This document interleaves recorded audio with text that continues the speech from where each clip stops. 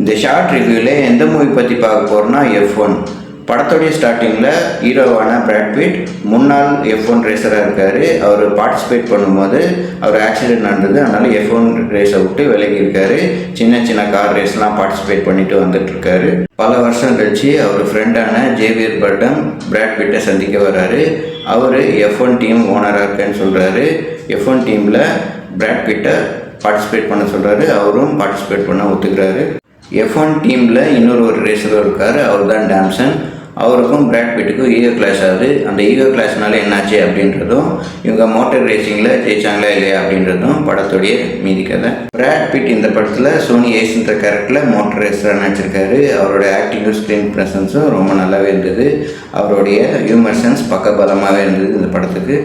Brad Pitt Xavier பர்டம் காம்பினேஷனில் வர Seenu friendship bonding ரொம்ப நல்லாவே வெளிப்படுத்தியிருந்தாங்க. பிராட் பிட் அண்ட் டாம்சன் வர சீனில் ஈகோ கிளாஸ் தான் நிறையா இருந்தது. இருந்தாலும் பிராட் பிட் ஒரு சில காமெடி பண்ணுறாரு, அது ரசிக்கும்படியாக இருந்தது. இந்த மூவியில் 6-7 மோட்டர் ரேசிங் சீன் கிட்ட வருது. எல்லாமே நாமளே லைவாக அந்த மோட்டர் ரேசிங் பார்க்குற மாதிரி ரொம்ப நல்லாவே அழகாக எடுத்திருக்காங்க. டைரக்டர் ஜோசப் கொசின்ஸ்கி தரமான ஸ்போர்ட்ஸ் மூவியை ரொம்ப நல்லாவே எடுத்திருக்காரு. இந்த மூவி தமிழ் டப்பிங்கில் இருக்குது. தாராளமாக இந்த படத்தை தேட்டரில் பார்க்கலாம். இந்த மாதிரி வீடியோ பார்க்கணுன்னா எங்கள் சேனல் லைக் பண்ணுங்கள், ஷேர் பண்ணுங்கள், சப்ஸ்கிரைப் பண்ணுங்கள். தேங்க்யூ.